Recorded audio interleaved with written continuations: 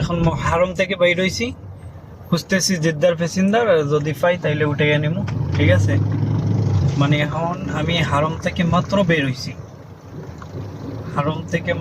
হইছি, দেখি প্যাসেঞ্জার পাওয়া যায় কিনা।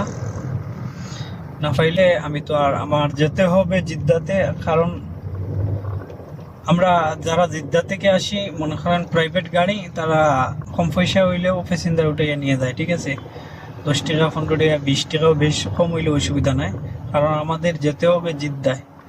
এই জন্য আমরা একটু অল্প টাকা হইলেও নিয়ে নেই। কিন্তু যারা ট্যাক্সি তারা কিন্তু কম রেটে নিতে পারবে না, কারণ তাদের পুরো ভাড়াটা লাগবে, কারণ তাদের সমস্যা নাই, তাদেরকে মরুরেও গ্রামা দিবে না, আমাদেরকে কিন্তু দিবে। আপনারা নিজেরা দেখছেন যে আমার মরুর কিভাবে দাঁড়াইছে, যে সময় গাড়ি প্যাসেঞ্জার নাই তখন আমারে ছেড়ে দিছে। আর প্যাসেঞ্জার যদি থাকতো তাইলে আমারে আজকে 100% গ্রামাটা দিয়ে দিত। আল্লাহ যা করে ভালো লাগা করে। ঠিক আছে, তো এটা আমি আপনাদের জন্য শেয়ার করতেছি, বলতেছি যারা আমার মতো মক্কাতে আসেন, চেকপোস্টে তো 1 নম্বর সমস্যা, আল্লাহ বাঁচায় যে চেকপোস্টে কোনো সমস্যা হয় না, একদিনও আমারে থামায় নাই। আমার নসিবটা ভালো, এই জন্য। নসিব খারাপ হইলে অবশ্যই থামাইতো, গ্রামা দিয়ে ছাড়তো। ঠিক আছে, তো প্যাসেঞ্জার ফাইসিনের সমস্যা নাই। এখন আবার হারামের ভিতরে দিয়ে আবার যাবো। ঠিক আছে, ভিডিওটা এখন স্টপ করে নিতেছি, পরে আবার চালু করবো।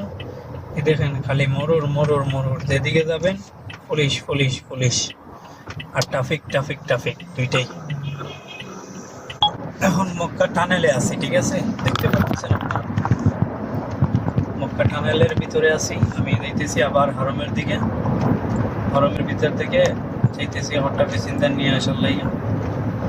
একটা না মানে যাবো তো প্যাসেঞ্জারের জন্য যাইতেছি হরমের ভিতরে, আবার যাইতেছি। ঠিক আছে, দেখি পাওয়া যায় কিনা।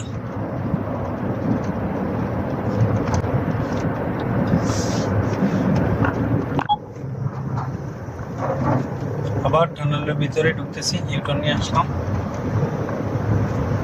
আবার যাইতেছি। কত বড় টানেল দেখেন, এই পাহাড়ের নিচে দিয়ে, এই রাস্তাটা কিন্তু পাহাড়ের নিচে দিয়ে। ঠিক আছে,